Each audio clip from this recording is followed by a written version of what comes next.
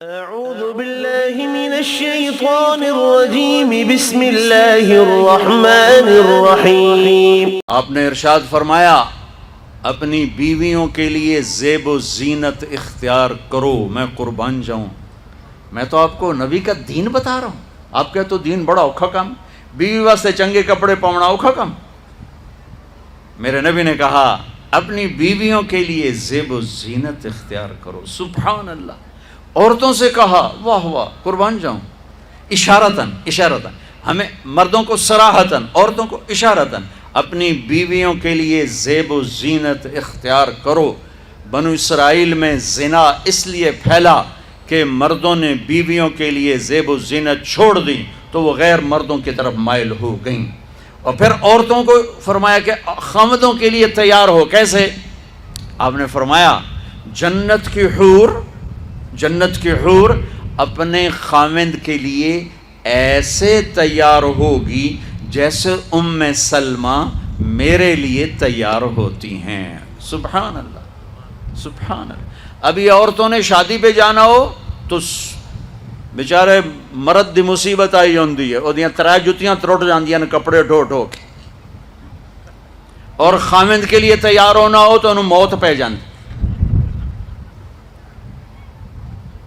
اپنے خامدوں کے لیے تیار ہو، ورنہ وہ اور عورتوں کی طرف مائل ہو جائیں گے۔ یہ اس میں خفیہ پیغام ہے۔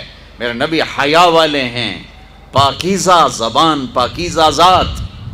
مردوں کو صراحتاً فرما دیا اپنی عورتوں کے لیے تیار ہوا کرو۔ بنو اسرائیل میں اس وجہ سے فحاشی پھیلی۔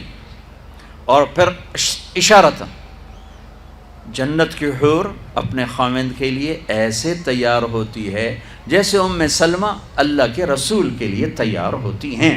جب حضرت فاطمہ رضی اللہ تعالیٰ عنہ کی شادی ہوئی اور نکاح ہو گیا، اور رخصتی 1 ماہ بعد، 2 ماہ بعد، 6 ماہ بعد، 1 سال بعد، یا فوراً، یہ ساری روایات ہیں، لیکن زیادہ صحیح ہے کہ کچھ عرصے بعد رخصتی تھی، فوراً نہیں تھی۔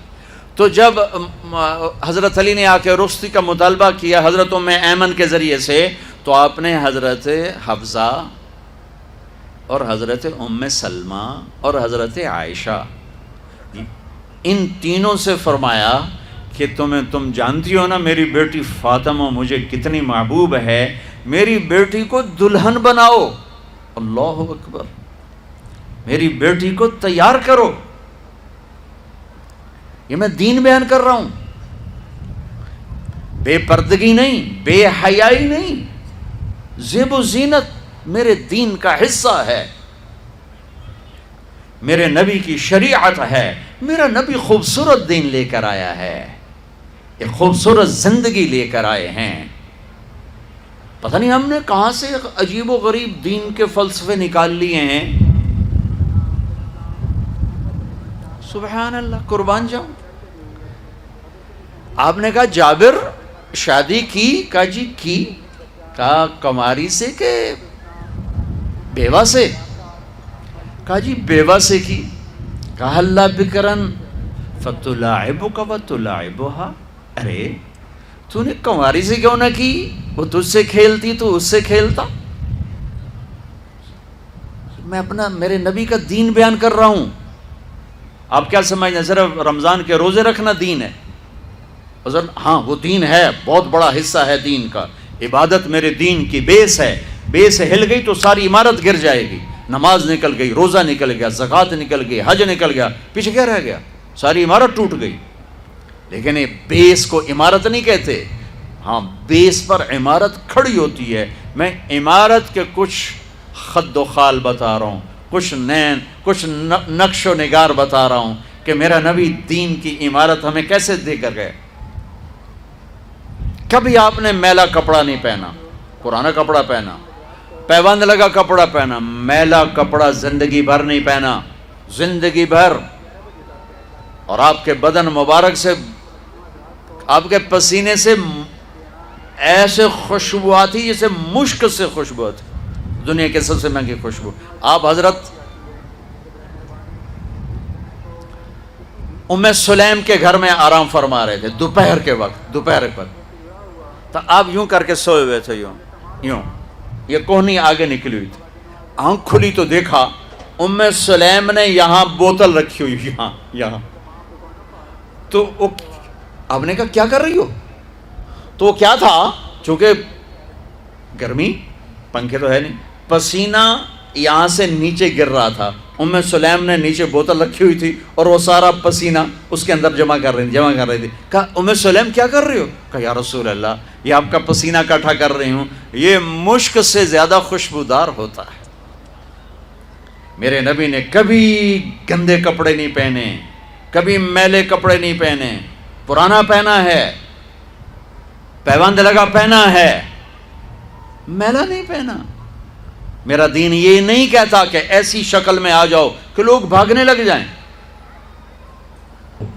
سب سے زیادہ عزت اہمیت دو، شادی کے بعد ماں باپ کا حق پیچھے، بہن بھائیوں کا حق پیچھے، حتیٰ کہ اولاد کا حق بھی پیچھے ہے اور خاوند کا حق پہلے ہے۔ بہت سی عورتیں اپنی نادانی کی وجہ سے ماں باپ کے پیچھے لگ کر اپنے خاوند کو چھوڑ دیتی ہیں، خاوند کو ذلیل کر دیتی ہیں، اپنے بچے کے پیچھے لگ کے اپنے بچوں کی وجہ سے اپنے خاوند کو بے عزت کرتی ہیں۔ بہت سے باپ اپنے بچوں کی وجہ سے بیوی کو بے عزت کرتے ہیں، یا اپنے ماں باپ کی وجہ سے بیوی کو بے عزت کرتے ہیں۔ یہ سب بے اعتدالیاں میرے معاشرے میں ہیں۔ اللہ کا واسطہ دیتا ہوں، ایک دوسرے کو عزت دو، رشتوں کو عزت دو۔ ہر ایک کا اپنا مقام ہے، ہر ایک کو اپنے مقام پر رکھو۔ ماں باپ کی وجہ سے بیوی کو بے عزت نہ کرو، بیوی کی وجہ سے ماں باپ کو بے عزت نہ کرو، بیوی اپنے ماں باپ کی وجہ سے خاوند کو بے عزت نہ کرے۔ یہ وہ رشتہ ہے جس میں اولاد بھی نہیں داخل ہو سکتی، اولاد کو بھی پیچھے کیا گیا ہے خاوند اور بیوی کے رشتے میں۔ اور یہ وہ رشتہ ہے جس سے میرے اللہ نے اپنی نشانیوں میں سے ایک نشانی بتایا ہے، ایک نشانی، من آیاتہ ان خلقکم من تراب۔ میں ٹپس پڑھتا ہوں آیات کے، ساری آیت نے، میری بہت بڑی نشانی تو میں مٹی سے بنایا۔ واقعی نشانی ہے نا بھائی؟ ارے بولو،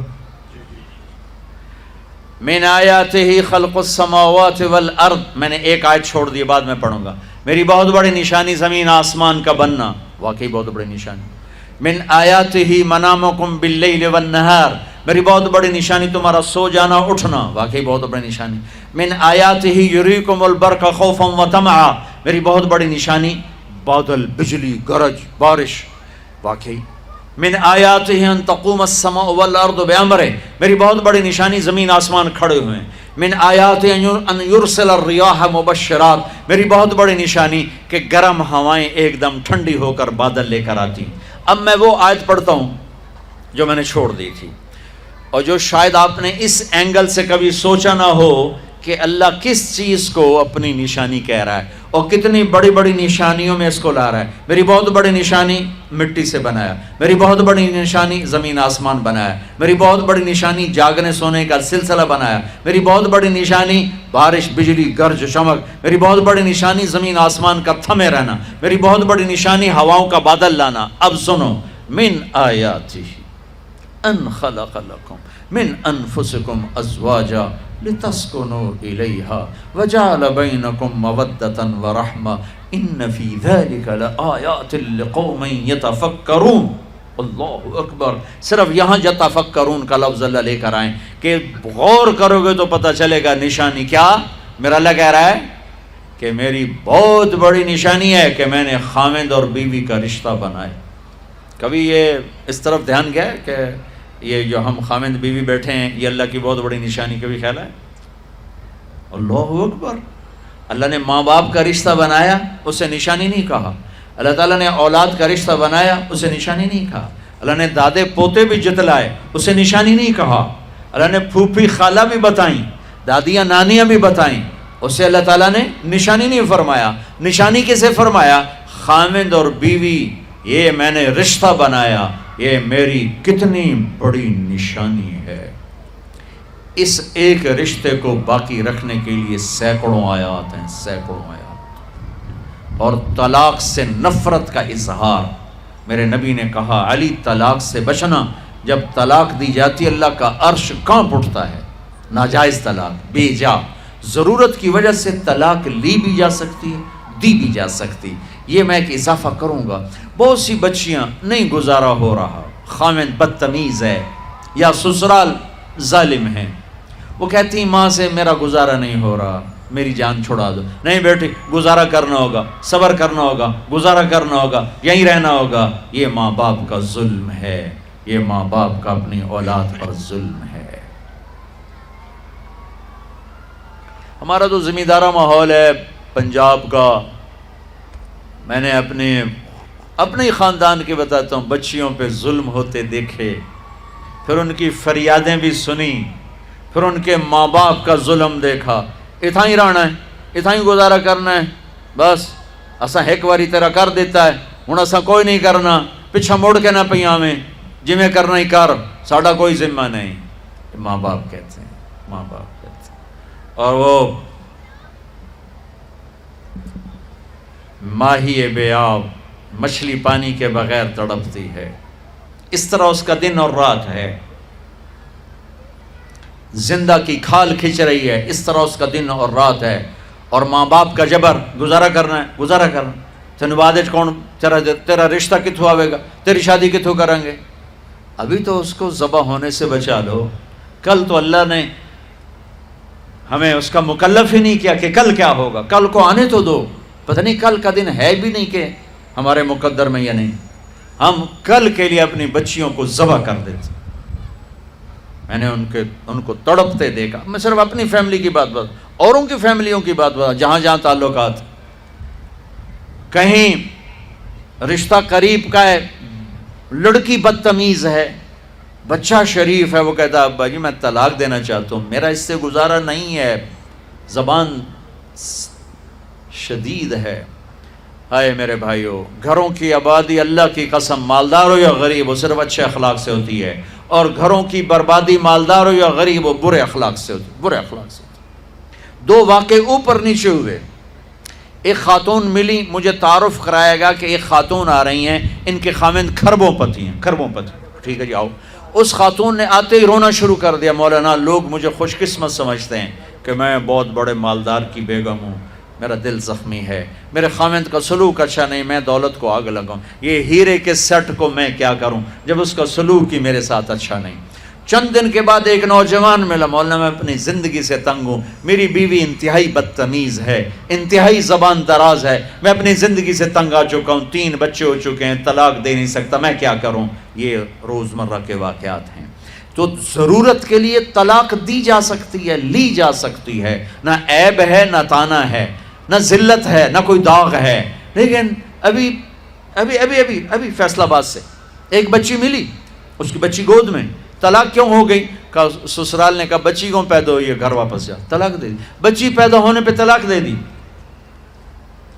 پچھلے ہفتے ملا ہوں، پچھلے ہفتے، کیا قصور ہے جی، بچی پیدا ہوئی طلاق دے دی۔ اور یہ 3 دن پہلے اسلام آباد میں خاتون ملی کہ سسرال نے گھر سے نکال دیا، کیوں؟ 3 بچیاں گھر سے نکال دی، 3 بچیاں پیدا ہونے پر گھر سے نکال دیا۔ یہ بھی اسی دیس کی کہانی ہے، یہ بھی اسی دیس کی دکھ بھری داستان ہے۔ ظلم صرف وہ نہیں جو بھتہ کی پرچیاں آ رہی ہیں اور جو دہشت گردی ہو رہی ہے، یہ گھر جیسے وہ بہت بڑا ظلم ہے، ایسے یہ بھی بہت بڑا ظلم ہے کہ کہیں بچیاں ذبح ہو رہی ہیں، کہیں بچے ذبح ہو رہے ہیں۔